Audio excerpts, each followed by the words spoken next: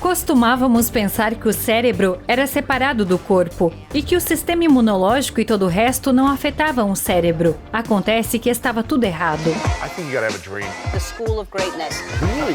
Yeah. Please welcome Lewis Howes. Bem-vindo de volta da School of Greatness em português. Eu estou muito feliz que temos a doutora Rhonda Patrick aqui conosco. Ela é uma cientista, educadora em saúde em San Diego, também tem PhD em ciências biomédicas, alguém que realizou uma extensa pesquisa sobre envelhecimento, câncer, nutrição e outras coisas relacionadas à otimização da saúde. Então, estou muito animado que você esteja aqui, Rhonda. Muito obrigado pelo seu tempo. Eu estou animada. Fizemos acontecer. Finalmente, eu estou implorando para você no seu podcast. A gente está num momento de muita ansiedade, de muito estresse. A maior parte do mundo também. O que isso faz com o seu corpo, com o seu sistema imunológico, quando você tem essa interrupção de rotina, ansiedade alta, estresse em alta, incerteza em alta também? Como a gente combate isso e o que isso faz com o nosso sistema imunológico combinado? Essa é uma grande questão. Essa questão em particular não foi realmente estudada empiricamente. Mas o que posso dizer é que há muitas evidências, e de fato um crescente número de evidências. Esse estresse psicológico em si, que acho que é o que você está se referindo. O medo do desconhecido, de não ser tem um efeito bastante profundo no sistema imunológico. Sabe-se que o estresse deprime a função imunológica por um lado, mas também causa inflamação por outro. É como se fosse uma coisa estranha. Como ela está fazendo as duas coisas ao mesmo tempo?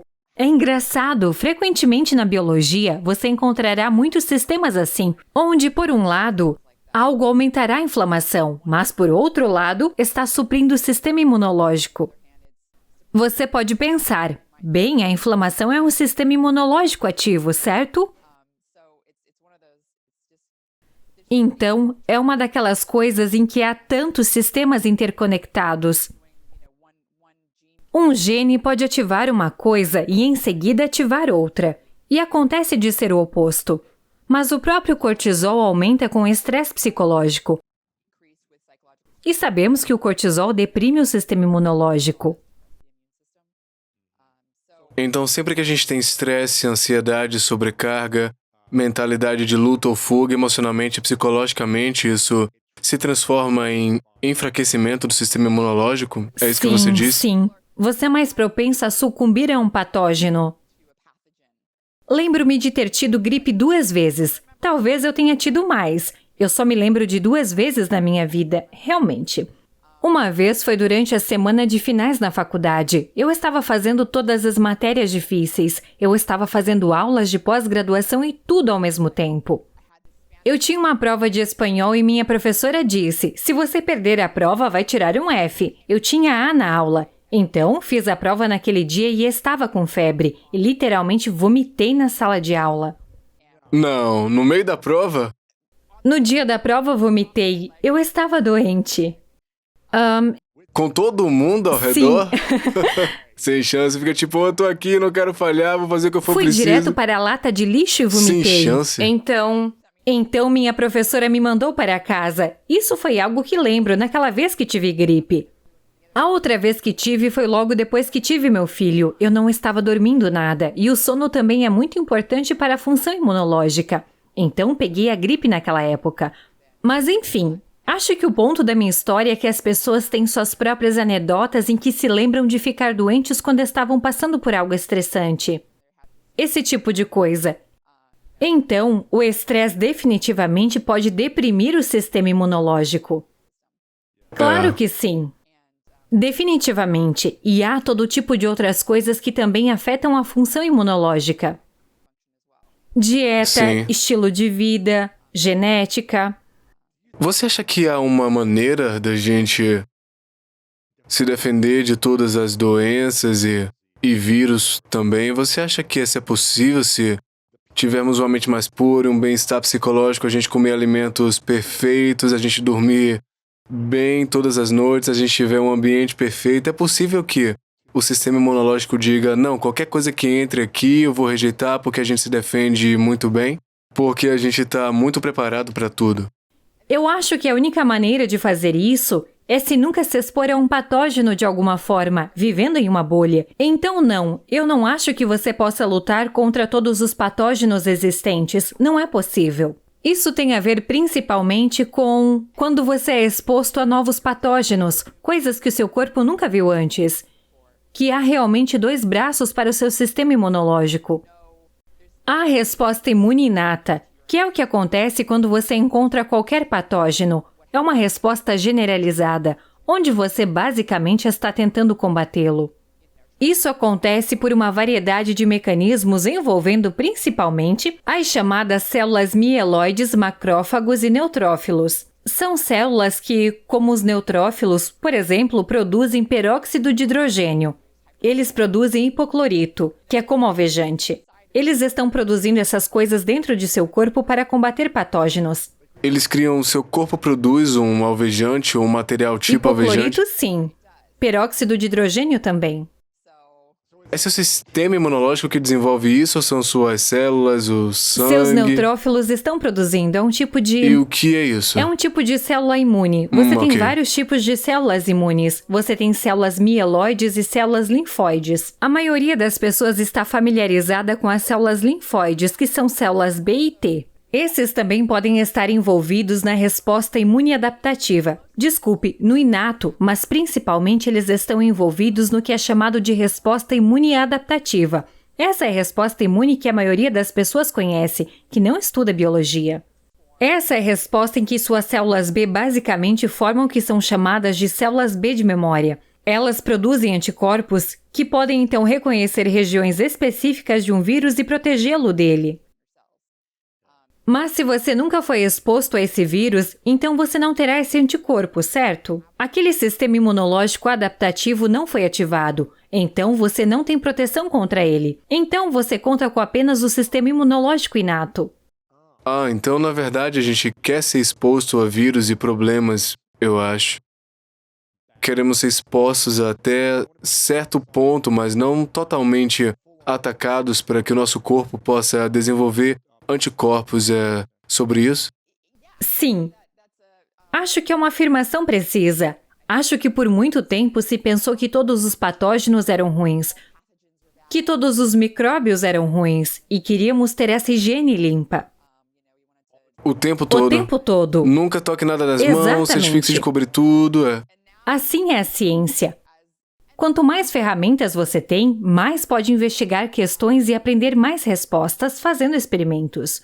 Com o tempo, suas ideias e conhecimentos mudam. Isso é ciência. A ciência é a mudança. Então, agora sabemos que os micróbios...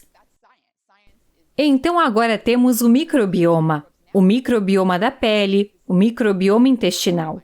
As bactérias que estão em nossa pele, as bactérias que estão em nosso intestino também têm papéis importantes em nos ajudar. Na verdade, a ajudar nosso sistema imunológico. Na verdade, tem havido muitos estudos mostrando agora que a exposição precoce à terra ou até mesmo pelos de animais de estimação, crescendo com um cachorro, pode ajudar a proteger contra asma e até outros tipos de doenças autoimunes. Sério? Sim, doenças autoimunes. É muito importante no primeiro ano de vida. Então, quando meu filho nasceu, eu o levava para fora, na sujeira. Eu estava tentando deixá-lo todo sujo, ao invés de anos atrás, como na geração dos meus avós. Você nunca quer ir na sujeira, porque é sujo e você pode ficar doente. Obviamente, aprendemos muito mais desde então. Mas até mesmo o microbioma intestinal, a composição do que está em seu intestino, desempenha um papel importante na regulação de suas células imunológicas. E, particularmente, o que acontece é que as bactérias em nosso intestino fermentam certos tipos de carboidratos fermentáveis que comemos. Esses são carboidratos que não digerimos e tendem a estar em plantas e frutas. Há muitos exemplos disso, como a pectina, a inulina ou os beta-glucanos. Existem muitos tipos diferentes que são encontrados em uma variedade de plantas.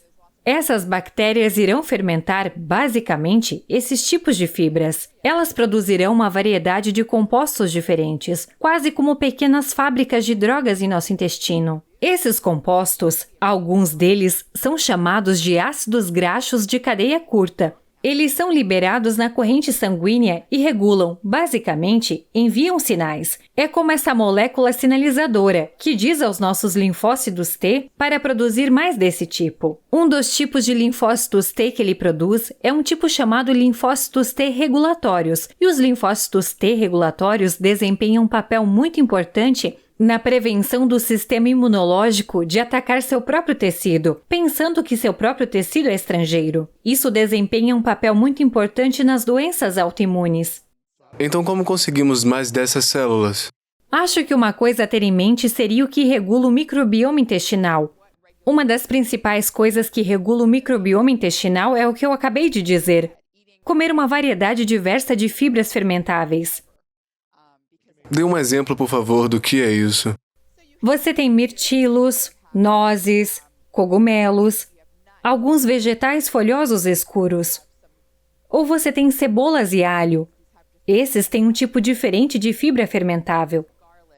Isso deve ser diferenciado da fibra não fermentável, que seria a celulose. Brócolis.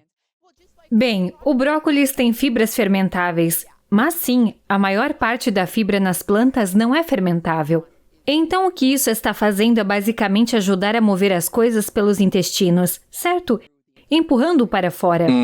A fibra. Isso é importante. A fibra puxada para baixo e limpa. Limpa, certo. Isso também é importante, mas a fibra fermentável, o material que pode ser inserido por essa bactéria em nosso intestino, isso é bom. Isso permite que as Sério? bactérias produzam ácidos graxos de cadeia curta. Quais são 3 ou 5 alimentos chaves? Eu tô tentando simplificar para mim mesmo, tá?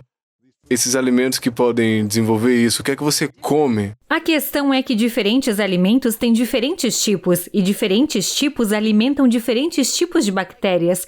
Por exemplo, algumas pessoas pensam: bem, eu posso suplementar com inulina. Eu posso obter um pó de inulina. Inulina é um tipo de fibra fermentável. Você pode encontrá-la em uma variedade de plantas. Eu acho que cebolas, por exemplo. Mas se você só come inulina, então você vai estar, basicamente, alimentando certos tipos de bactérias que usam inulina, ou que fermentam. Então a variedade é o que você procura, Isso então? ajuda na diversidade, porque essas bactérias desempenham papéis diferentes. Interessante. Eu tenho a suposição de que comer a mesma coisa todos os dias é bom.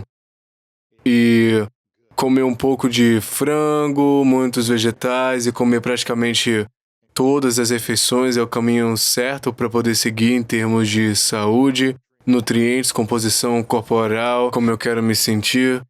Isso é algo que eu deveria deixar de lado e diversificar todo dia? Ou... Bem, parece que você disse vegetais. Nos vegetais, há muitos tipos de vegetais, certo? Então com é legal. certeza. Olha, eu sou tão culpada quanto. Por conveniência, estou ocupada. Sei que meu marido cansa disso, mas eu sou a mesma. É muito mais fácil comer a mesma coisa. A mesma coisa todo dia, né? Porque acho que é mais saudável e fácil de fazer. Há dias em que, digamos, não estou trabalhando o dia todo. Então posso ser mais criativa e ter mais tempo. Mas, de um modo geral, é mais fácil fazer a mesma coisa. Digamos que você veio com uma nova empresa, um produto que era uma refeição que você tinha que fazer a mesma refeição todos os dias, no almoço, na janta, no lanche. Isso seria o que você podia vender para as pessoas. O que seria incluído nessa refeição que você pensou? Quer saber? Se você não tem toda essa variedade de tempo para poder fazer todos esses alimentos o dia inteiro, mas fizesse isso, 3 vezes por dia você prepararia seu sistema imunológico e sua flora intestinal. A mesma O que seria refeição isso? 3 vezes ao dia ou refeições diferentes? sempre a mesma. Eu diria basicamente ômega. Eu pegaria salmão.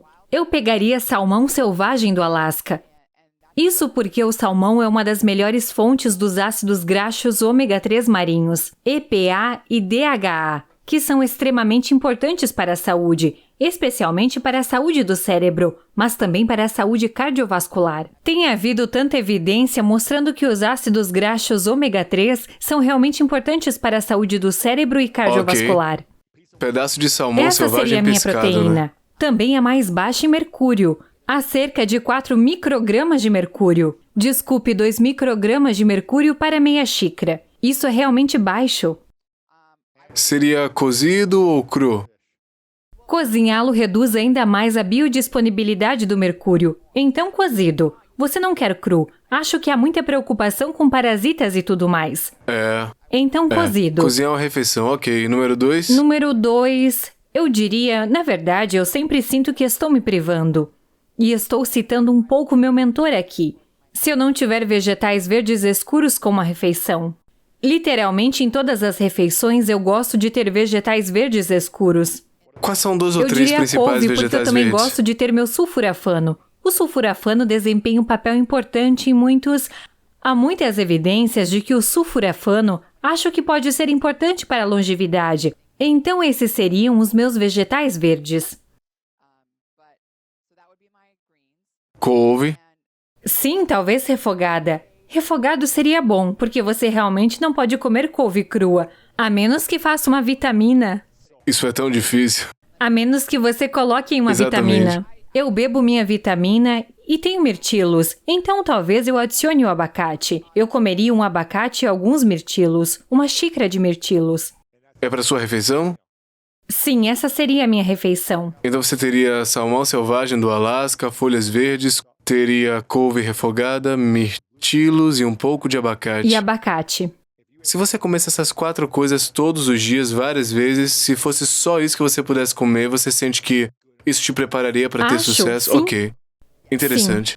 Bem, na couve, a couve é provavelmente uma das melhores fontes de luteína e zeaxantina, que são chamados de carotenoides. Você provavelmente está familiarizado com os carotenoides, e as pessoas que estão ouvindo ou assistindo a isso provavelmente estão familiarizadas com o beta-caroteno.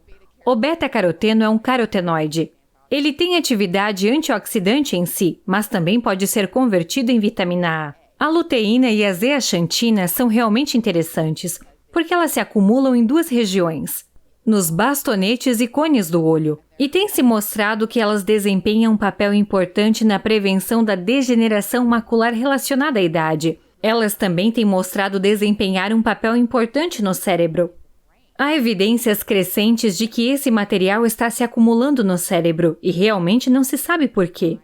A razão pela qual eu digo isso é porque a luteína e a zeaxantina, devido à sua estrutura molecular, são muito boas em basicamente sequestrar o oxigênio singlet e isso desempenha um papel em danificar os olhos, como quando você está no sol, exposto ao sol, catarata e coisas assim. Isso desempenha um papel e você está basicamente envelhecendo os olhos, entre aspas, certo? Mas no cérebro não há luz. Então, por que essa substância está se acumulando no cérebro? Houve muitos estudos nos últimos 5 ou 7 anos correlacionando-a com a função cognitiva, melhorando a função cognitiva e atrasando o envelhecimento cerebral. E há estudos correlacionando os níveis plasmáticos de luteína e zeaxantina com a melhora da função cognitiva. E há estudos correlacionando os níveis plasmáticos de luteína e zeaxantina com a melhora da função cognitiva. Há ensaios controlados e aleatórios suplementando com luteína e zeaxantina e melhorando a função cognitiva em adultos e idosos. Sempre é bom ter um estudo controlado aleatório, porque isso realmente ajuda a estabelecer causalidade. A luteína e a zeaxantina na couve. Você tem um pouco de fibra fermentável. Você tem o sulfarafano, que foi mostrado em estudos humanos para aumentar a glutationa no plasma e também no cérebro, o que é incrível. A glutationa é um dos principais sistemas antioxidantes do corpo, e particularmente do cérebro. Eu sei que estávamos conversando antes de conversarmos sobre sua vida anterior como o que eu nem sabia que existia. Era futebol de arena o que você chamou? Parece que o TBI pode ser uma grande coisa. No futebol de arena. Muitos golpes na cabeça, com O certeza. glutationa é um dos principais antioxidantes no cérebro. Ele desempenha um papel muito importante, especialmente com qualquer lesão no cérebro. O sulfarafano aumenta o glutationa. Ele aumenta as enzimas que produzem e utilizam o glutationa e, posteriormente, aumenta os níveis de glutationa. Eu vi algumas pesquisas, talvez tenha sido outro médico, eu tô tentando descobrir quem me disse isso, que havia algumas pesquisas que diziam que couve não era bom, que tinha alguns efeitos colaterais negativos. Eu não sei se você viu ou se isso é algo Não que... há pesquisas que eu tenha visto sobre isso. Ok. Eu ouvi falar. Ok. mas é uma daquelas coisas em que as pessoas gostam de falar sobre potenciais antinutrientes. E o que eles estão chamando de antinutrientes é, na verdade, o sulfarafano, porque ele pode competir com o iodo para o transporte na tireoide. Mas houve estudos, portanto, para estudos em humanos em que eles aumentam o consumo de sulfarafano, não houve efeito na função da tireoide. Esses foram estudos de curto prazo, como de uma semana. Houve estudos a longo prazo em animais que realmente tinham hipotireoidismo. Eles receberam sulfarafano e, acredite ou não, na verdade, eles receberam extrato de broto de brócolis, que é um dos melhores... Ouvi dizer que são incríveis pra ti. Sim, os brotos de brócolis têm 100 vezes mais sulfarafano do que os brócolis maduros. Então temos que jogar um pouco de broto em cima do couve, do abacate. Se eu pudesse adicionar mais, com certeza colocaria os brotos de brócolis lá.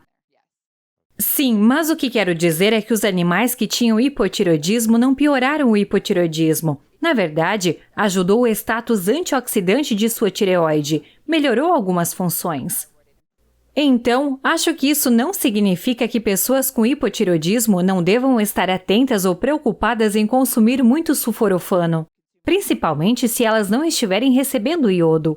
A maioria das pessoas não é deficiente em iodo. Ele está no sal e a maioria das pessoas está comendo alimentos que já possuem sal, com iodo. Então a deficiência de iodo não é uma grande coisa, especialmente nos Estados Unidos. Eu diria que essas afirmações por algumas pessoas que estão mais no campo de não comer plantas de maneira nenhuma. Certo. Não são realmente... Não há pesquisa suficiente, Não né? há. Pode haver, você pode encontrar um estudo com um relato de caso com uma mulher que tinha alguma doença maluca ou algo assim, e ela estava tomando quantidades absurdas de couve todos os dias. Onde é como? Ok, talvez você possa criar uma situação. Claro, claro. Não há pesquisa suficiente pra ancorar Sim. isso, né? Eu tô curioso sobre isso. Você tem alguns pontos excelentes aqui, eu adoro suas 5 comidas que a gente devia comer. Agora, eu sou um cara de 37 anos, mas tenho a curiosidade e a imaginação de um garoto de 7 anos de idade, mas também tenho o paladar desse menino de 7 anos. Eu não gosto de mirtilos, não gosto de abacate. Sou um comedor exigente, provavelmente sou exigente mais ainda do que uma criança. E eu quero te perguntar para essas pessoas que não comem fruta vermelha, não gostam de abacate ou não são criativos o suficiente para ir longe e com pensamento limitado, é melhor fazer suplementação apenas, as vitaminas de suplemento que são exatamente os mesmos nutrientes, ou tomar suplementos e vitaminas não é tão bom assim?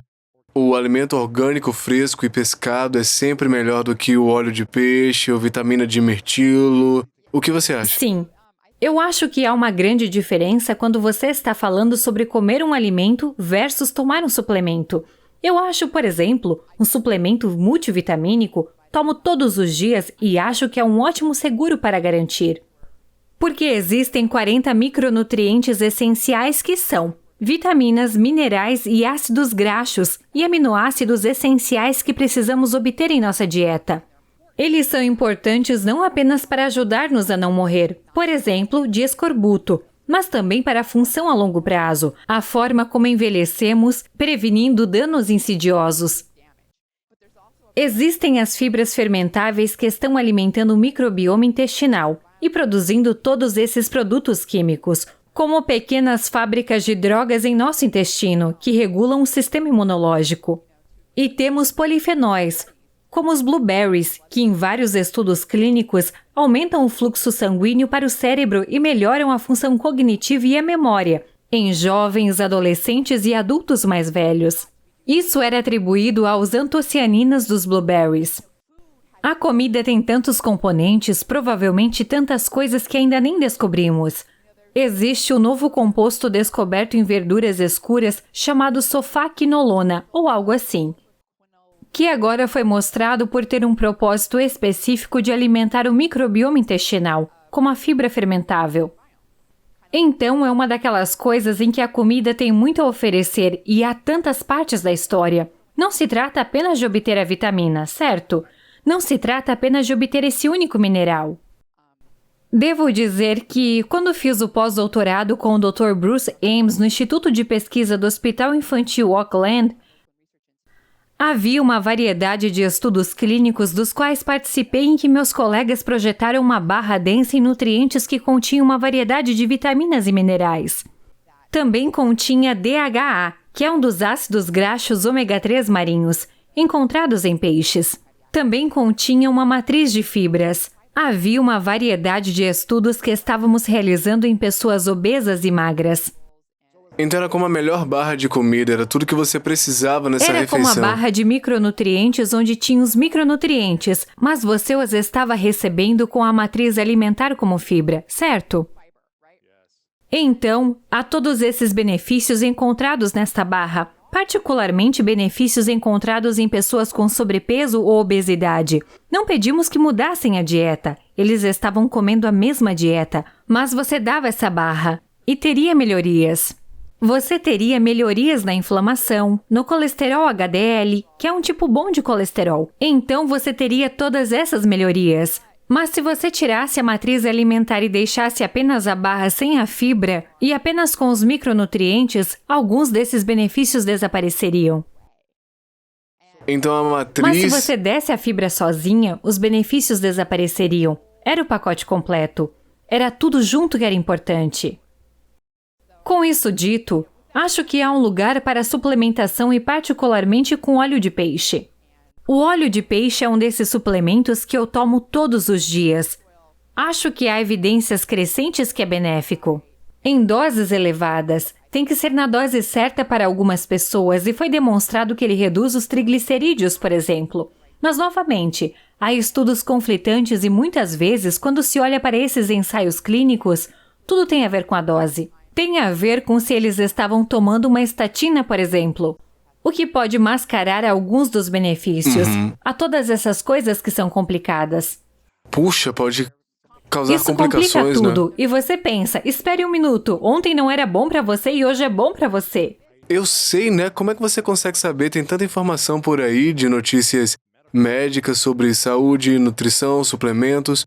Como saber em quem confiar quando tem tanta notícia que tá funcionando e que não tá? É difícil saber, é difícil para mim classificar. Então você adiciona essa camada de genética, que também é complicada, particularmente com os ensaios clínicos randomizados. Existem genes que as pessoas têm que elas realmente precisam de uma dose mais alta de óleo de peixe para obter benefícios, o que é super interessante. Existem também genes em que as pessoas obtêm ômega 3 da fonte vegetal, porque existe uma forma vegetal, o ácido alfa-linolênico, ALA. Isso de sementes de chia ou sementes de linhaça ou nozes, elas não convertem esse ALA em EPA ou DHA muito bem. Esses EPA e DHA são, em última análise, o que regula tudo que é importante para a saúde. Novamente, a genética entra em jogo. Isso também é verdade para estudos sobre gordura saturada. A genética também desempenha um papel nisso. Acho que a carga está sobre os pesquisadores. Os pesquisadores têm que chegar a um consenso e perceber... Certo. Olha... Mas então, uma década depois, podem chegar a um novo consenso com novas pesquisas. E a gente pensou, olha, a verdura era saudável, mas agora tá matando você, né? Eu sei que isso não vai acontecer, mas eu tô apenas dizendo que parece que, ao longo das décadas, os cientistas, eles vão encontrando coisas novas que podem mudar a maneira como a gente enxerga as coisas de hoje, né? Isso é verdade. Mas eu acho que quando você tem evidências esmagadoras em múltiplas áreas, então você tem as evidências epidemiológicas, os estudos associativos, os ensaios clínicos randomizados, em que você começa e dá algo a alguém, e depois mede um desfecho. O teste placebo duplo é... Certo, e então você tem os estudos mecanísticos, onde você começa a olhar para como está acontecendo, e faz esses estudos em animais. E tudo isso combinado, a literatura abrangente, eu diria que é o que realmente fortalece. É, a matriz de estudo o torna Sim, quando um tudo todo, começa a vir e apontar para essa direção. Eu tenho tantas perguntas.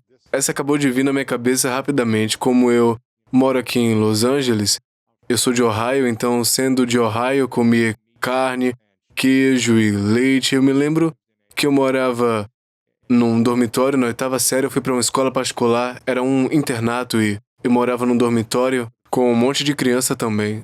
E tinha um distribuidor de leite integral de 5 galões e Eu bebia isso a cada 3 dias, sozinho. 5 galões em 3 dias, porque eu achava que leite era bom. Você devia beber o dia todo, então você bebe antes de dormir. Eu tenho uma pergunta sobre estar em LA agora, tendo crescido em Ohio, que é tudo sobre carne e batata, e agora em LA se trata sobre ser vegano e tudo gira em torno de couve, ou veganismo, ou paleoveganismo. É como se você fosse bom ou ruim, certo ou errado. Tem documentários saindo o tempo inteiro sobre veganismo e tudo isso. Se você quiser se calcular com sua riqueza de informações e conhecimentos, quem seria mais saudável? A pessoa que é vegana, comendo os melhores alimentos, ou uma pessoa carnívora, comendo os alimentos mais saudáveis o dia todo? Quem você acha que teria uma vida mais O saudável? carnívoro também incluiria o consumo de vegetais. Isso, incluindo plantas Então e eles vegetais. são mas onívoros? estão comendo carne, mas também estão comendo outros alimentos bons. Ou alguém que está comendo todos os alimentos bons, exceto a carne. Então retirando todos os alimentos processados em ambos os grupos, certo? Ambos os grupos Eles não estão têm comendo alimentos alimentos não integrais. saudáveis. Só coisas saudáveis. Mas um come carne todo dia, uma porção de carne, o outro não está comendo. Quem é mais saudável e quem vive mais tempo? Bom, posso te dizer que não sei, mas podemos falar sobre o que a evidência tem mostrado. Eu acho que provavelmente a evidência mais forte até o momento é, infelizmente, epidemiológica. Porque nunca teremos um ensaio clínico randomizado que dure 50 anos. Quero dizer, isso não vai acontecer, é muito caro e as pessoas não seguiriam a mesma dieta por tanto tempo, certo? Então nunca teremos um estudo de longevidade que seja um ensaio clínico randomizado. Claro, ok. Mas olhando para os estudos epidemiológicos, por muito tempo tínhamos estudos mostrando que os vegetarianos têm uma mortalidade por todas as causas menor do que os não vegetarianos, ou as pessoas que comem carne animal. Mortalidade por todas as causas significa basicamente morrer de todos os tipos de doenças não acidentais. Diabetes... Câncer, diabetes tipo 2... obesidade. Sim, exatamente, doença cardíaca. Então vegetarianos morrem menos. Muitos estudos mostraram isso. Mas o problema com os estudos epidemiológicos são os fatores de confusão. Você tem pessoas que também são obesas, pessoas sedentárias, pessoas que se exercitam, pessoas que fumam. E quanto a todos esses fatores, como eles entram no jogo? Interessante. Então, agora houve estudos. Grandes estudos que analisaram os fatores de confusão e descobriram que sim, os vegetarianos têm uma mortalidade por todas as causas mais baixa.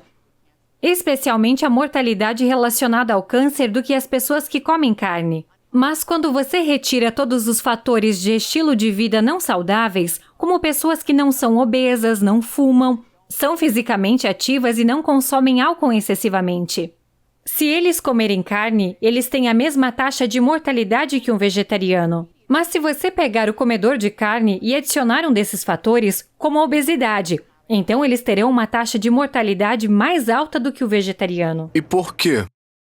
A carne tem um perfil de aminoácidos diferente, e parte desse perfil de aminoácidos pode ativar um hormônio muito importante, mas que é uma espada de dois gumes. É chamado de IGF-1, fator de crescimento insulin-like 1.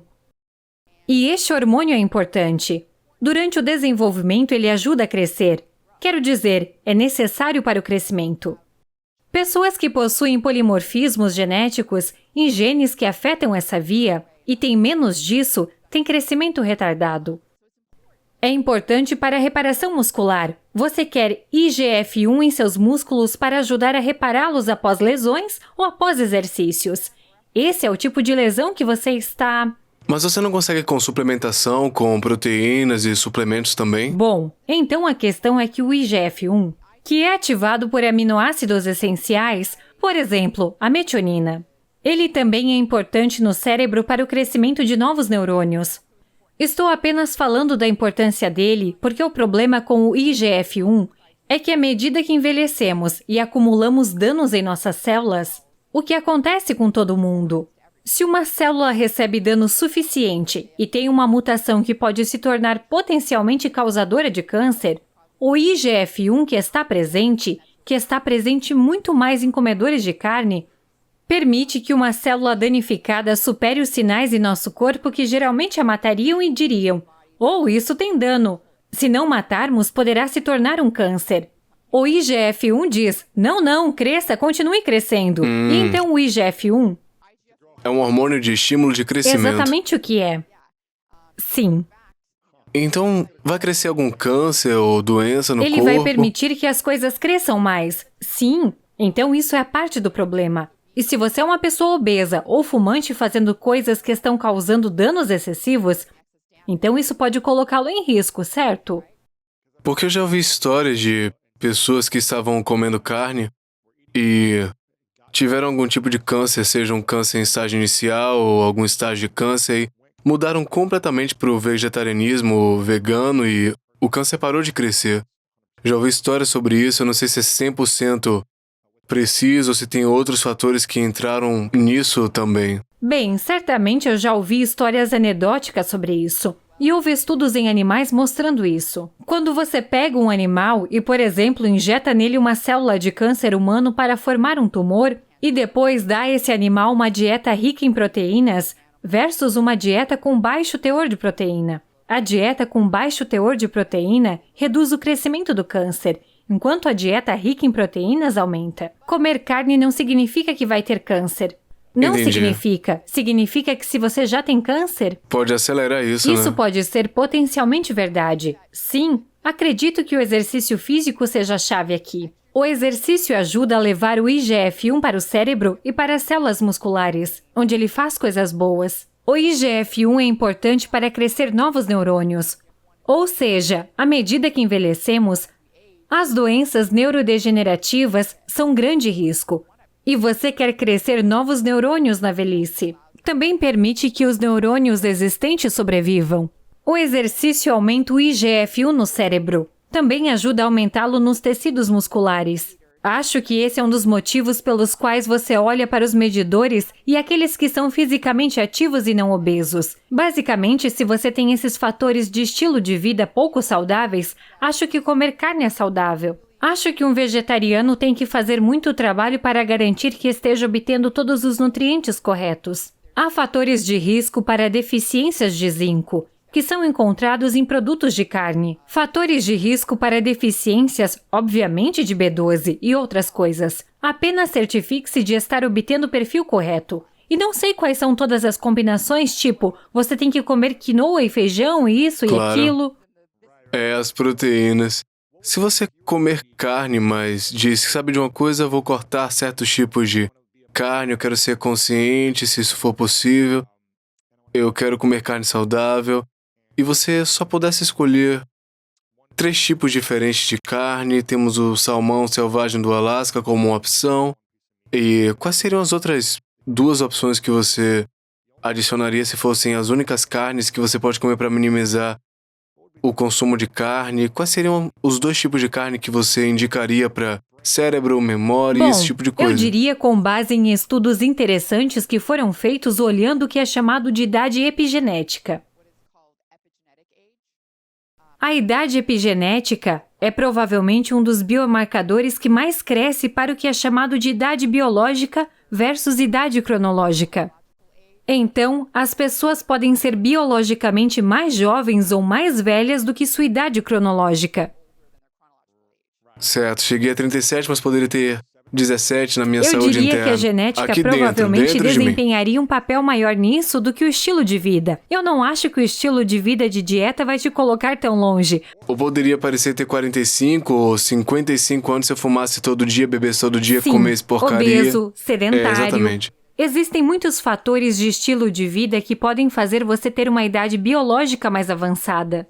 Acabamos de mencionar obesidade, sedentarismo, tabagismo, consumo excessivo de álcool, mas também houve estudos olhando para padrões alimentares e sua ingestão de suplementos. O que a idade epigenética faz é basicamente olhar para o que são chamados de padrões de metilação. A metilação é basicamente um carbono com 3 átomos de hidrogênio.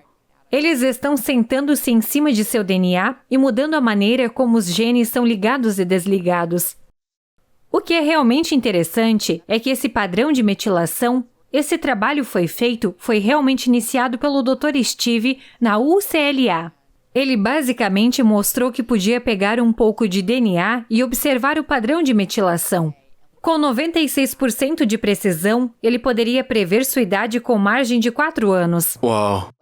É super preciso. Então ele desenvolveu um monte de outros relógios. Esses relógios de envelhecimento epigenéticos que podem prever com mais precisão a idade biológica. Então o que ele descobriu é que há uma associação com a idade epigenética biológica mais baixa quando você come peixe ou frango, o que eu achei muito interessante.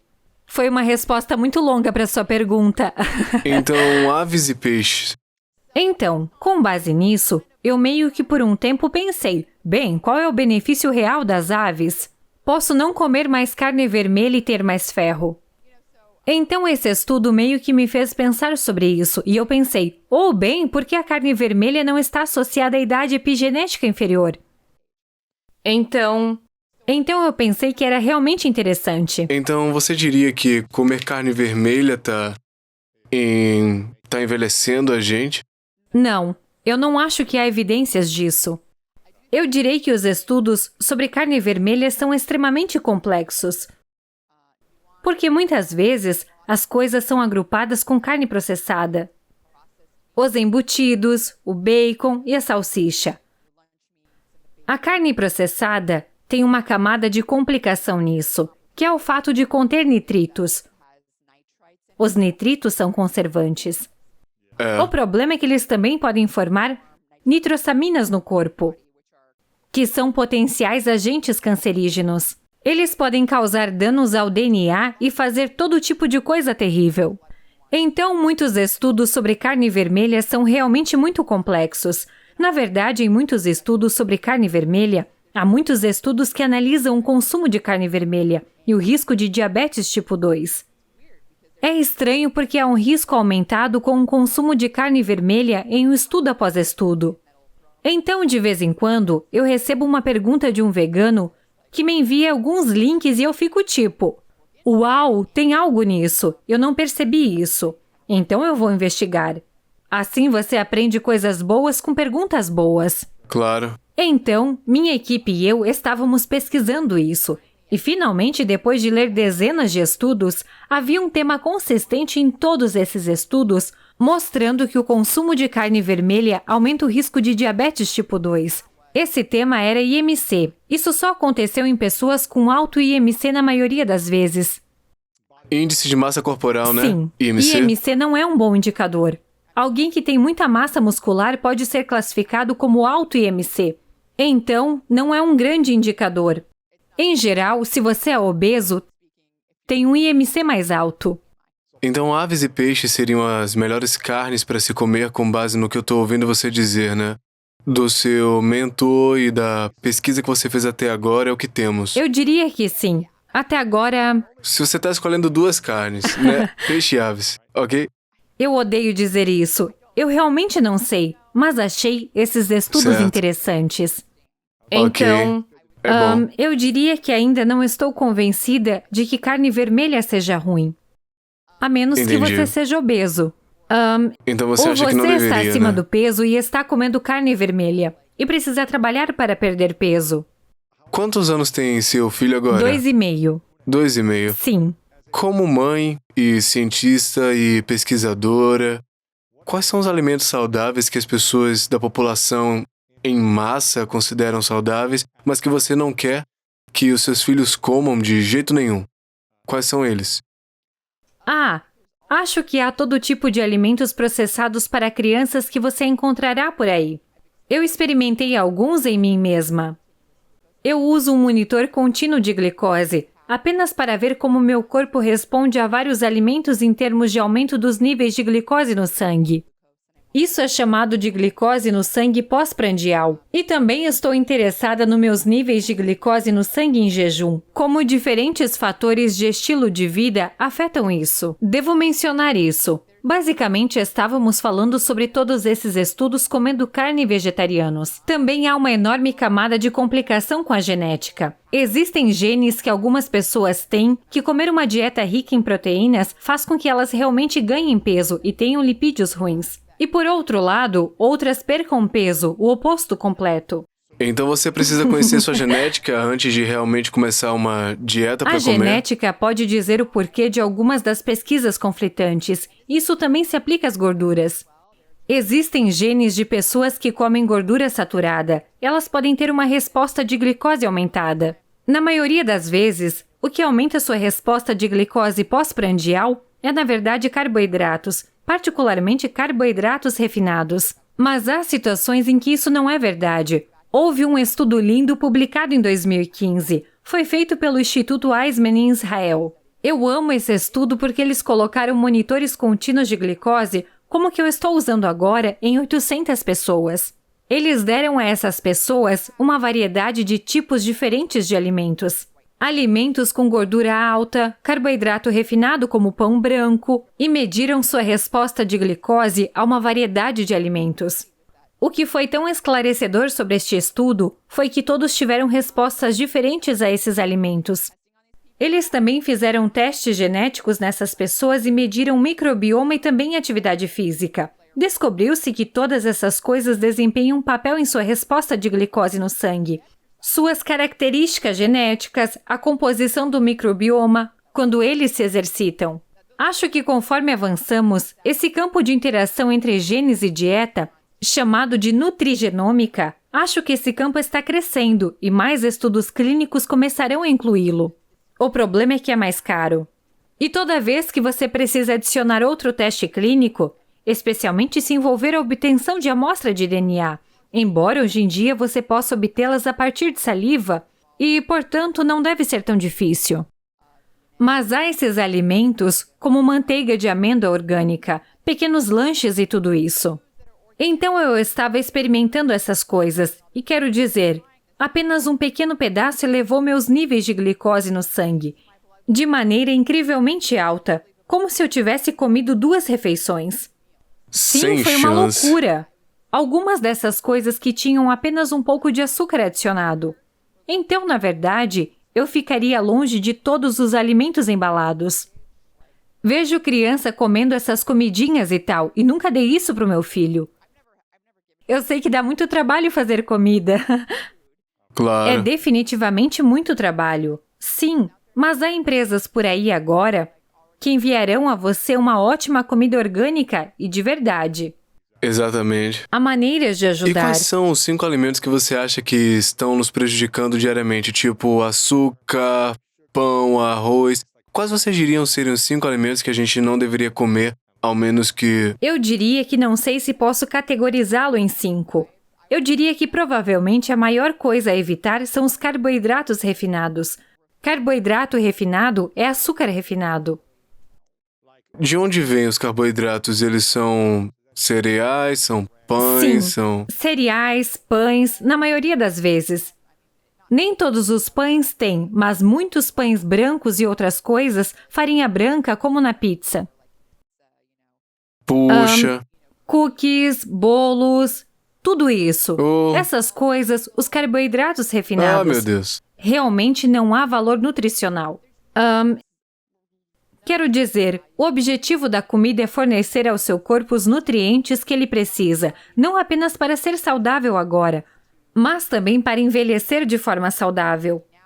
E acho que as pessoas se concentram muito nos macronutrientes, como proteína, carboidrato, gordura, e não percebem que todos esses micronutrientes que eu mencionei, há 40 que você precisa obter da sua dieta, são importantes. Essas coisas são o que chamamos de cofatores para enzimas, que estão executando seu metabolismo, enzimas que estão produzindo neurotransmissores em seu cérebro, para que seu cérebro possa funcionar, como o magnésio. O magnésio é encontrado no centro da molécula de clorofila. A clorofila é o que dá às plantas sua cor verde. Então, o magnésio é muito alto em verduras escuras. Quase metade do país nos Estados Unidos não obtém magnésio suficiente em sua comida. Houve grandes pesquisas nutricionais e mostraram isso ano após ano. E o problema com o magnésio é que você precisa dele para produzir energia. Você precisa dele para fazer e usar energia, mas também precisa para reparar danos ao DNA. Então você pode imaginar o que acontece se você tem deficiência desse mineral essencial. Seu corpo pode tirar o mineral para coisa de curto prazo fazer energia. Seu corpo vai dizer, qualquer magnésio que eu tenha vai para esse processo essencial. Reparo de DNA, isso só importa na sua 7ª década de vida. O câncer aparece. Quem se importa se isso não está funcionando 100% da maneira ideal? Claro. E toda essa ideia de triagem de nutrientes é chamada de teoria de triagem. Foi proposta pelo meu mentor, Dr. Bruce Ames. E ele publicou alguns artigos com evidências de apoio para essa teoria. Mas a teoria basicamente, e novamente há algumas evidências de apoio com alguns micronutrientes, que essas vitaminas e minerais essenciais, se você não tem o suficiente, são triados para sistemas com base em constantes da ligação. Por exemplo, alguns minerais se ligam mais fortemente a algumas enzimas do que as outras. E então aqueles que estão se ligando mais fortemente são as enzimas que são importantes para a saúde a curto prazo, para evitar que você morra. Os micronutrientes são realmente importantes, e os alimentos em que você os encontrará são alimentos integrais. Encontrará também em plantas, em carnes. Carnes são uma ótima fonte de micronutrientes. Sério? Carnes de órgãos também. Carne de órgãos. Sim, órgãos como o fígado. Eu sei. É realmente um gosto adquirido. Recentemente, descobri que há uma empresa que fará carne moída com uma certa porcentagem de fígado e rim. Então tem um gosto melhor. E se eu fizer isso, se eu fizer um chili ou algo assim, eu não... Você não pode provar, Você fica não pode tipo... prová-lo. Estou pegando algumas carnes de órgãos, o que é divertido. Oh, meu Deus. Eu lembro da primeira vez que eu fui à cidade do México, era início de 2008, eu tava usando um gesso no braço inteiro, então eu já era um cara branco, gringo de 1,93 no meio do México. Eu já era mais alto que todo mundo lá, eu tava usando esse gesso porque eu fiz uma cirurgia no pulso, eu quebrei o pulso, eu precisei de enxerto ósseo do meu quadril pro pulso.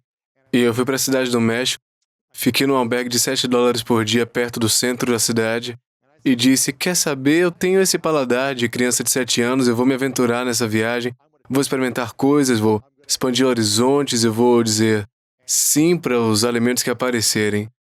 E no momento eu fui ver uma luta livre, uma luta de lutador, que é como o wrestling no México, né? Eles usam máscaras e lutam também, é bem legal. E fora desse jogo, eu fui assistir como um fã e saí com todos esses carrinhos de comida, vendendo comida de rua fora, e eu disse, quer saber, me dá tudo aí. Me dá isso aqui, me dá isso aqui. E eu tava perguntando, o que é isso aqui, o que é isso aqui? E eu lembro dele dizer coração, que é coração. Ah, então isso é coração, o outro é língua, fígado, isso e aquilo. Eu falei, cara, joga tudo pra dentro, ele fez um taco com tudo. E provavelmente porque era carne de rua, não era tão saudável, eu fiquei doente por 3 dias, mas sempre tenha cuidado com isso, então vocês fiquem de comprar carne boa. Então, você me lembrou. Eu fui ao Japão há alguns anos e a mesma coisa aconteceu. Meu marido e eu fomos a um restaurante de sushi e... o chefe não falava inglês e havia apenas coisas no menu e acabamos pedindo. E aparentemente era língua e todo tipo de... Oh, não. E eu acho que foi... cru? Não, estava ligeiramente cozido. Oh. Sim, foi ligeiramente cozido, mas havia outro lugar de sushi que fomos. E se você não fala japonês, você obtém o único menu de sushi porque... com certeza. E então nós fomos lá. É claro, não falávamos japonês. E assim pedimos tudo o que eles deram. E tinha tartaruga ou algo assim. E eu estava tão triste porque eu amava não. tartarugas. Nossa. Os alimentos que a gente ouve que a gente não deve comer são cereais, pães, pizzas, biscoitos, bolo, qualquer coisa com carboidrato refinado, açúcar refinado, não. Essa é provavelmente a coisa mais não, importante a eliminar. Eu acho que se as pessoas pudessem eliminar isso, as bebidas açucaradas, é enorme. Tudo isso. Quais são as coisas que são super saudáveis em termos de marketing? Além de cereais, pães e pizzas que tentam fazer parecer mais saudáveis, mas as coisas que podem parecer mais saudáveis e que a gente não deve comer. Tem alguma fruta ou legume, ou alguma coisa que talvez você pense, sabe de uma coisa, realmente prejudica o corpo e não ajuda. Bem, eu acho que não vi nenhuma pesquisa mostrando que frutas e legumes prejudicam o corpo. Mas há frutas, e eu tenho usado meu monitor contínuo de glicose. Há frutas que posso dizer com certeza que elevam meus níveis de glicose no sangue pós-prandial e ainda me deixam com fome insatisfeita. E essas seriam as uvas. Sério? Então, uma vez eu estava viajando e meu filho tinha menos de 1 ano, eu acho, e eu estava tentando conseguir para ele uma taça de frutas. Tinha um pouco de melão porque ele ainda estava comendo. Ele estava comendo alimentos sólidos naquele ponto, mas uvas são um risco de engasgo. Então a uva, eu fiquei tipo, oh não, deixa eu pegar. E eu estava comendo as uvas da taça de frutas rapidamente porque eu não queria que ele tivesse a possibilidade de pegá-las. E meus níveis de glicose no sangue subiram muito. Foi insano. Então eu testei novamente e a mesma coisa aconteceu. Testei novamente e a mesma coisa aconteceu. Então eu diria que uvas... E isso tem a ver com o seu DNA? Seria diferente pro DNA de outra pessoa? Acho que tem a ver com açúcar. A relação entre açúcar e fibra. Então, uma das coisas que é geralmente consistente para reduzir a resposta de glicose pós-prandial é a fibra. Mais fibra. E isso foi demonstrado naquele estudo que mencionei. O estudo do Instituto Heisman, com 800 pessoas. O que foi consistente em todo o estudo foi que a alta fibra retardou a resposta de glicose, mas uvas têm muito açúcar. Então, se você tivesse manteiga de amêndoas sozinhas, os níveis de glicose aumentariam, mas você tivesse manteiga de amêndoa com, sei lá, uma fibra, podia diminuir. Na verdade, o que é realmente interessante é que você traz outro ponto importante ou interessante. A manteiga de amêndoa normalmente não tem muito açúcar, a menos que seja adicionado açúcar. Alguns mais, Sim, e você pode ter um pouco lá. E na verdade não vai realmente aumentar seus níveis de glicose. Principalmente porque a proteína também parece atenuar um pouco disso. Existem alguns estudos, se eu comer proteína ou fibra e você 10 minutos antes de comer, digamos que coma algumas uvas. Ou no caso de outra pessoa, como você que está talvez comendo um biscoito ou algo assim. Um bolo. Certo, sim. Um bolo inteiro. Reduz os níveis de glicose no sangue. Reduz os níveis de glicose no sangue pós-prandial, a proteína. Foi demonstrado em estudos em pessoas com diabetes tipo 2. Então, se eu comer um bolo sozinho no jantar, meus níveis de açúcar vão subir. Se eu comer carne, fibra, 10 minutos depois eu comer um gelato, um tiramisu ou algo assim. Sim, é melhor do que ele por si só. Então, é por isso que a sobremesa vem depois da refeição, certo? Ah, cara, sobremesa no café da manhã, almoço, jantar quando eu cresci. Ok. Isso é fascinante, então nada de uvas. Sim. Então, se você está falando sobre os chamados alimentos saudáveis, acho que algumas pessoas também podem comer uma tigela de mingau de aveia com um monte de coisas e podem ter uma resposta de glicose no sangue mais alta. Isso também, eu acho, depende muito das rotinas de exercícios das pessoas. Percebi em mim mesmo que, se saio para correr, uma tigela de mingau de aveia não me afeta tanto quanto se não o fizesse. Então... A gente está falando de saúde no geral aqui, sobre conexão entre cérebro e alimentação. Agora no mundo parece que a saúde mental e a depressão é um assunto que está rolando quente, né? Algo que muita gente está falando, então estão tendo desafios de saúde mental, E eu tenho certeza que tem muitos fatores para isso, tipo mídia social, comparação, alimentos ruins, falta de exercício, de sono, ansiedade, ficar acordado a noite toda, o ambiente, a falta de propósito. Tem muitos fatores sociais que se relacionam com desafios da saúde mental. O quão importante é por si só a alimentação para minimizar a depressão, a ansiedade social e a saúde mental? Eu acho que a alimentação é extremamente importante porque ela está diretamente ligada à obesidade. E a própria obesidade causa inflamação de baixo grau. E os alimentos que são realmente altos, especialmente quando você combina alta quantidade de gordura saturada com um alto teor de açúcar refinado, então digamos que você esteja bebendo seu copo de leite com seu biscoito. Isso é o pior porque você está obtendo gordura saturada e açúcar. Esse é todo o meu trabalho. E isso tem sido demonstrado como causa de uma resposta inflamatória pós-prandial muito alta. Então, nós estivemos falando sobre a resposta pós-prandial de glicose, que é após a refeição pós-prandial. Há uma resposta inflamatória que ocorre após a alimentação. E a inflamação em si foi demonstrada. Moléculas inflamatórias atravessam a barreira hematoencefálica. E elas desempenham um papel na depressão do sinal dopaminérgico e da serotonina, afetando todos os tipos de neurotransmissores e função cerebral. Se você injetar numa pessoa com uma citocina inflamatória, isso pode causar sintomas depressivos em comparação com as pessoas que são injetadas com soro fisiológico. Pessoas que são injetadas com solução salina. Então, quanto mais inflamação temos no corpo, mais aumenta a depressão. Exatamente. Costumávamos pensar que o cérebro era separado do corpo e que o sistema imunológico e tudo mais não afetavam o cérebro. Acontece que estava tudo errado. Absolutamente errado. E esses medidores inflamatórios entram no cérebro.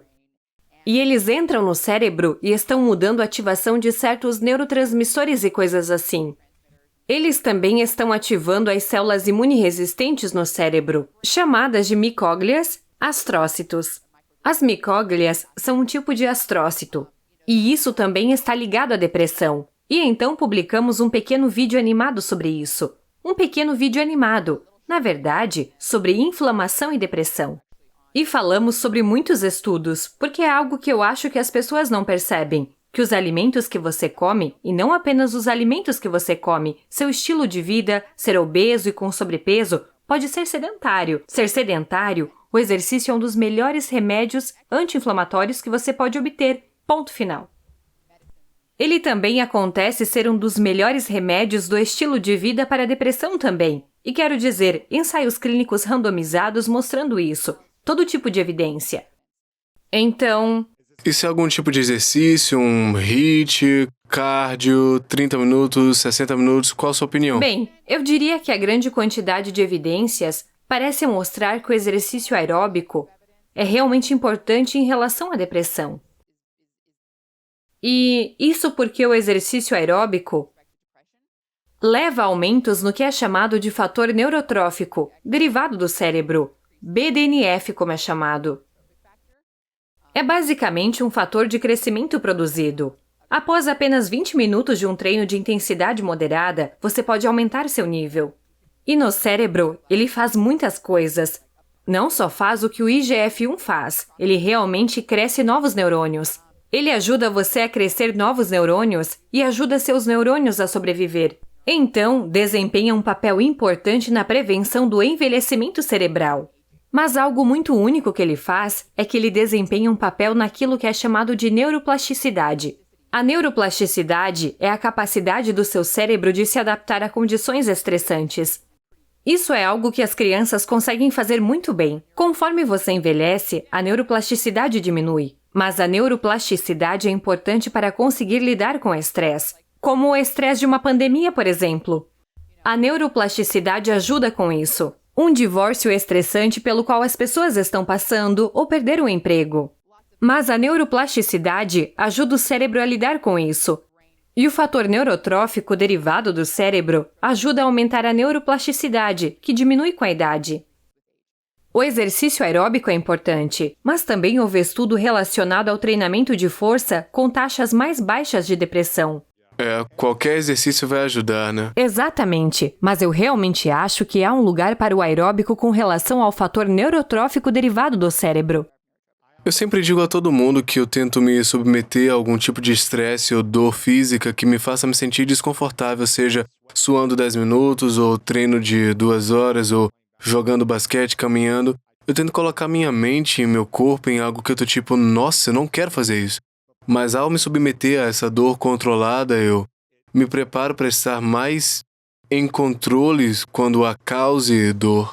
Certo. Eu acho que essa é a chave para onde a gente deve chegar. A dor controlada, a dor saudável, para que você não fique fora de controle quando houver dor e caos no mundo. O que você está descrevendo, os cientistas costumam chamar de hormese. E isso é basicamente um pouco de estresse no corpo, como exercício. Porque o nosso corpo tenta basicamente manter o que é chamado de homeostase. Um pouco de estresse fará com que nosso corpo responda a esse estresse com muito antiestresse, anti-inflamatório, antioxidante, crescimento de novas células cerebrais, todas essas coisas benéficas. Então Uau. um pouco de estresse te dá muita coisa boa. Interessante. Considerando que o estresse crônico de baixo grau, o tempo todo, não faz nada. Você não está ficando tão poderoso. Isso é incrível, é poderoso. Eu vou dizer algo que eu espero que não ofenda ninguém quando eu disser que eu sou totalmente a favor do amor próprio, do cuidado próprio, se amar por quem você é, se aceitar onde está na sua vida, fisicamente, emocionalmente, ambientalmente, financeiramente e tudo isso. Quanto mais eu ouço falar sobre isso, sobre esse movimento de amor próprio, de aceite quem você é, onde você está com seu corpo e o que você come, tá tudo bem comer o que quiser, apenas se ame pelo que você é.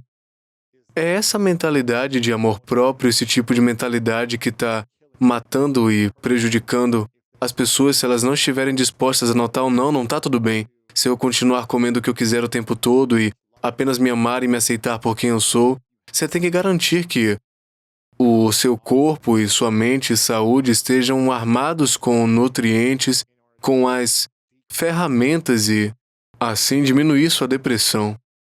Eu acho que absolutamente, se você vai apenas comer o que quer e aceitar a obesidade, você estará causando a si mesmo mais danos, tanto físicos quanto mentais. E isso também afeta provavelmente seus entes queridos que se importam com você, ou talvez com quem você está interagindo e você está em um mau humor. E então, quando seu vizinho está feliz, você está feliz, certo? Acho que há uma parte desse movimento. Acho que há um equilíbrio fino entre você não querer ter suas expectativas tão altas que nunca possa ser feliz, certo? Eu nunca vou parecer perfeito e alguém sempre vai ser mais magro do que eu. Sim, eu nunca então... vou parecer perfeito. E alguém é sempre mais magro do que eu. Eu nunca vou ter olhos azuis. Então eu sempre vou pensar, bem, apenas pessoas com olhos azuis são as mais bonitas. Nunca serei feliz. Isso é uma expectativa irrazoável, na minha opinião. Então há coisas como, nunca vou ser milionária. E se isso fosse tudo o que eu quisesse na vida para ser feliz, nunca seria feliz. Você sempre quer mirar nas estrelas e tentar trabalhar duro para chegar lá. Então o que eu estou tentando dizer é que a ideia do movimento do auto-amor veio de algum lugar, certo? Acho que havia algo nisso, mas acho que saiu do controle. E o que aconteceu agora é o que estão dizendo. Aceite as coisas que eu não quero mudar. Em vez de, você não pode, porque você não pode mudar isso. Você pode perder peso. Você pode comer alimentos diferentes e ficar mais saudável. Tomar decisões diferentes, Pessoas que estão comendo açúcar refinado. Pessoas que estão bebendo essas bebidas açucaradas. E há muitas pessoas. Talvez não tantas pessoas ouvindo ou assistindo ao podcast, mas existem pessoas que fazem isso. O açúcar refinado atua na via de recompensa no cérebro, que é a via da dopamina, de maneira muito semelhante a substâncias controladas como nicotina, metanfetamina, não na mesma proporção, mas estão atuando nos mesmos sistemas e estão afetando a via da recompensa. Aumenta o hormônio de bem-estar, né? Sim. Na hora faz com que você queira declinar e travar, né? Isso mesmo. E eu acho que o ponto importante a perceber com isso é que quando você tira o açúcar refinado, quando você para, o que acontece é que há uma retirada. E tem sido mostrado, pelo menos com estudos de nicotina, que sua dopamina está sendo constantemente ativada. E assim seus receptores de dopamina, que basicamente a dopamina age para fazê-lo se sentir bem, começa a diminuir, porque seus neurônios estão dizendo, bem, eu tenho tanto disso a repor, e não preciso de tantos receptores. Então, quando você tira a coisa que está fazendo a dopamina ser liberada o tempo todo, você tem menos receptores, e agora não sente muito. Isso é ruim porque você não está sentindo nenhuma dopamina, mas normaliza em cerca de 3 meses. De cortar o açúcar, né? Você quer dizer... Isso foi demonstrado com a nicotina. Estou apenas traçando um paralelo. Não vai ser fácil no primeiro mês. Vai ser muito difícil. Pode não ser fácil no segundo mês, mas vai ficar mais fácil. Não só vai ficar mais fácil, como vai fazer você ficar mais feliz. Seu corpo vai se autorregular, seus hormônios vão se autorregular, as coisas vão se autorregular, Sim, né? as coisas começam a voltar ao normal. É muito desafiador, mas é preciso ficar mais saudável e mais feliz também, certo? Sim, acho que as pessoas não percebem que a depressão não é apenas um distúrbio genético. Não é apenas algo que não pode ser consertado nunca. Não, em alguns casos, existem definitivamente casos genéticos de depressão. Não estou dizendo que não é o caso. Mas você pode curar a depressão por meio de nutrição e exercícios? Há estudos que mostraram que o exercício pode ser um tratamento para a depressão. E houve estudos que mostraram que mudar a dieta de alguém também pode melhorar os scores depressivos. E especialmente a combinação dos dois é ainda mais robusta, o que faz sentido. Então, há algo para as pessoas perceberem. Pessoas que talvez estejam comendo uma dieta não tão saudável, pessoas que estão acima do peso, definitivamente obesas. E se elas têm depressão, pode muito bem haver uma ligação entre a dieta, o estilo de vida, a obesidade. As células de gordura em si também aumentam a produção de citocinas inflamatórias. Então, independentemente da dieta e da resposta inflamatória pós-prandial, apenas ter gordura, particularmente gordura visceral, ao redor dos órgãos e coisas assim, isso está causando inflamação de baixo grau. E você sabe o que é inflamação de baixo grau? O que é isso? Isso significa que você está basicamente ativando um pouco de suas células imunológicas o tempo todo. E células imunológicas ativadas requerem 1 tonelada de energia. Então você está tirando energia do seu cérebro. Da defesa própria. De apenas ter um ótimo dia. Quer dizer, energia tem um limite. Então apenas tendo energia, Inflamação de baixo grau. É um dreno de energia, pois requer muita energia para ativar suas células imunológicas. É apenas tanta energia. É como uma triagem, certo? Está triando aí.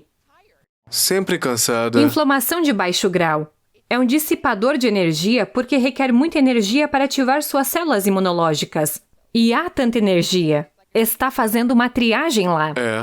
Está levando para outro lugar. É isso que afasta de sua missão, da sua visão de vida, sua carreira, sua energia com sua família, amigos, Sim, você tem que ter queridos. energia. É preciso motivação para querer ir à academia. É preciso motivação também para querer fazer coisas ou conversar com as pessoas.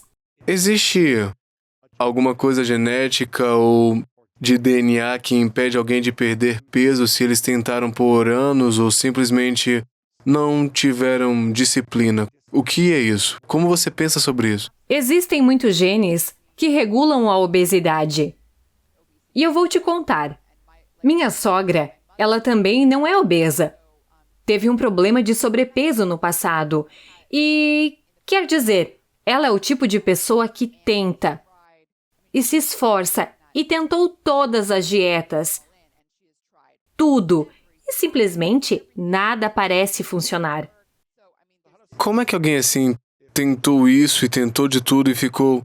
Quer saber, tô me culpando, as dietas que eu tô tentando, o exercício não tá funcionando, o que é que elas precisam mudar? Bem, você perguntou sobre genética, e há um papel muito importante para a genética também. Mas acho que para saber disso, você terá que medir biomarcadores no sangue. Então você terá que medir lipídios, seu colesterol LDL, diferentes tamanhos de partículas desses colesterol, biomarcadores inflamatórios, como proteína reativa de alta sensibilidade, seus triglicerídeos, seu HbA1c, que é uma medida de seus níveis de glicose no sangue a longo prazo. Meça essas coisas. Existem vários serviços de testes genéticos por aí. Eu tenho um relatório genético que basicamente olhamos exclusivamente para genes que afetam a interação com a dieta. Então, pessoas que estão comendo uma dieta rica em energia e algumas pessoas com um certo SNP, que é uma mudança em um nucleotídeo de DNA no gene. Basicamente para ganhar mais peso, e o oposto é verdadeiro como mencionei.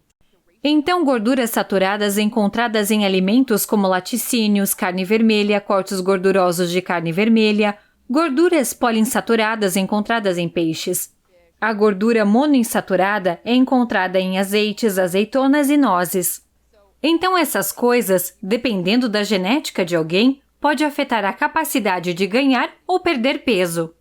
E mais ainda, algumas pessoas têm uma situação em que comem uma dieta rica em carboidratos e ganham mais peso. Então, não é tão simples, né? O que eu tô ouvindo você dizer como apenas comer menos caloria e você vai perder peso, Nem assim. sempre. Se você suprimir a ingestão de caloria, você vai queimar mais, eventualmente vai... Eu acho que a única coisa que é bastante testada e verdadeira é que se você está com restrição calórica, na maioria das vezes, as pessoas vão perder peso. Perder peso, entendi. Eles vão, mas a questão é, Quanto isso é sustentável? Talvez o que você precise fazer seja resetar esses hormônios. Muitas vezes, a obesidade é causada por uma disfunção hormonal. Hormônios como insulina também é importante. E você precisa resetar esses hormônios para ter uma biologia normal. E às vezes, para resetar esses hormônios, é necessário um estresse forte, como um longo período de jejum. Um longo jejum em que você está basicamente resetando essas coisas. E foi isso que aconteceu com a minha sogra. Então essa foi minha longa história.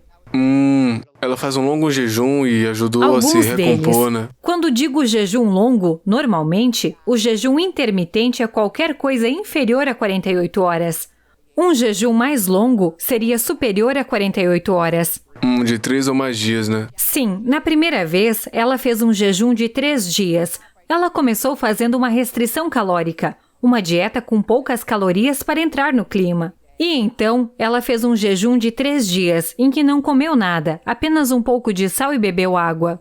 E então ela fez um jejum de 4 dias. Ela fez isso separado por um mês. E isso resetou o metabolismo dela. E de repente ela começou a perder peso. E isso também foi o caso de alguns outros amigos meus, especialmente um que estava obeso mórbido. Ele perdeu 180 libras. Oh, meu Deus. Eu quero ser respeitoso com o seu tempo, porque eu podia fazer mais 78 perguntas agora, mas eu adoraria fazer um outro episódio se você estivesse disponível sobre jejum, o poder do jejum, o que fazer com o jejum, anti-envelhecimento, longevidade. Eu queria fazer outro episódio se você estiver disponível e eu sei que você tem toneladas de recursos sobre isso que as pessoas podem ver no seu podcast, no seu YouTube e em todos os lugares também, mas talvez se as pessoas bombardeassem você e dissessem volte pro show do Lewis, a gente pode fazer outro episódio em 6 meses, porque eu quero ser respeitoso com o seu tempo, mas o jejum é algo que eu quero falar porque eu faço jejum intermitente, eu vi alguns episódios seus sobre isso, que é muito poderoso, então as pessoas precisam ouvir sobre isso. E a última pergunta que eu quero fazer antes da pergunta que eu faço a todo mundo é: quais são as principais vitaminas e suplementos que você acha que todos os seres humanos deveriam tomar? Quais são os suplementos que você toma e recomenda pra gente? Se a gente pudesse tomar 5 dias, seja comendo comida boa ou ruim, o que é que você recomendaria para todos nós? Então eu devo dizer que, é claro, não estou dando conselhos médicos, não sou médica. Vou dizer que existem alguns suplementos que acho importantes e que, na minha opinião, a evidência mostra que são importantes e tomo todos os dias. O primeiro é a vitamina D, e a vitamina D, na verdade, é convertida em um hormônio esteroide. Então é um hormônio, não apenas uma vitamina. E ele regula 5% do genoma humano codificante de proteínas. E isso é muito. 5% de todos os seus genes. Você precisa de vitamina D para fazer isso. É muito, né? Você pode ter uma overdose de vitamina D? Aqui está a questão com a vitamina D e o motivo pelo qual acho que é tão importante. Porque você pode produzi-la a partir do sol e da exposição à radiação UVB. Você produz a vitamina D3 na sua pele. Mas você precisa da radiação UVB para fazer isso. E a radiação UVB, em certas épocas do ano e em certas partes do mundo, em latitudes do norte, não chega à atmosfera de 5 a 6 meses por ano. É muito tempo. E assim as pessoas em latitudes do norte, a maneira como elas se adaptam a isso é que elas normalmente têm pele clara. Porque a melanina, que é o pigmento que dá pigmento à sua pele, protege você dos raios solares que queimam. Isso protege você de ter câncer de pele. As pessoas que vivem mais perto do Equador e em regiões do sul, como o sul da Ásia, Índia, África, Brasil, elas têm mais melanina, certo? Eles têm pele mais escura, o que é ótimo quando você está perto do Equador e está no sol o tempo todo, porque você pode produzir vitamina D. Mas quando você pega uma pessoa com essa pigmentação mais escura de pele e a move, agora somos um país global, certo? Pessoas de todo o mundo vivem nos Estados Unidos e vivem em um lugar como Minnesota, ou no estado de Washington, ou em Nova York.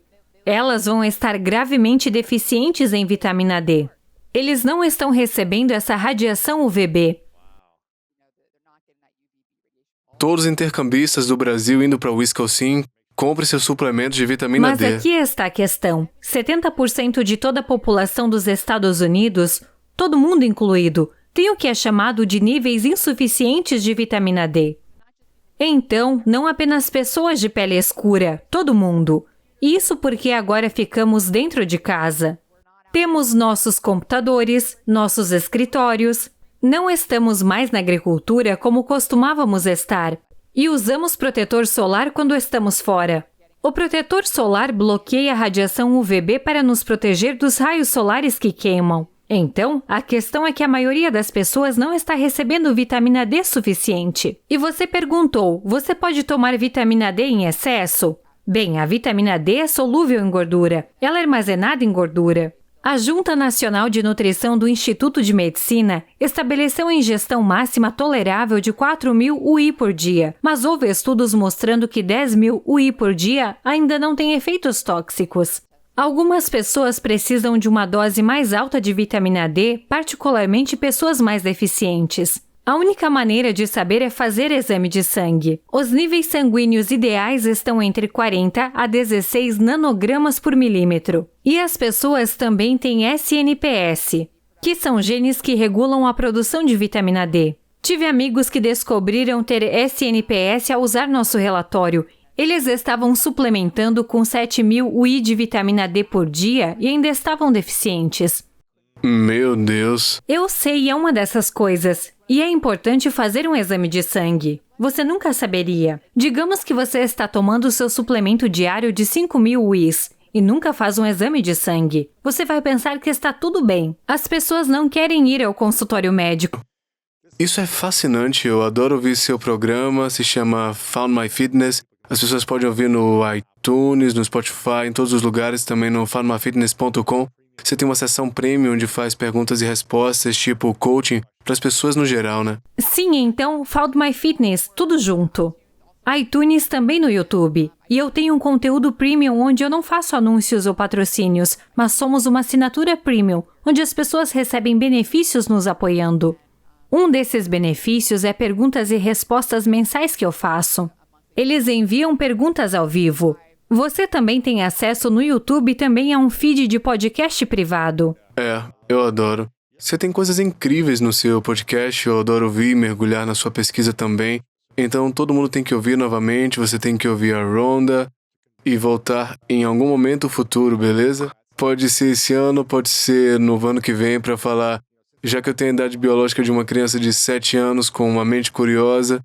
Se você quiser ouvir minha perspectiva sobre jejum, anti-envelhecimento, longevidade, então marque ela no Instagram e no Twitter também, todos os lugares onde você possa estar ouvindo isso, para que ela possa voltar no futuro.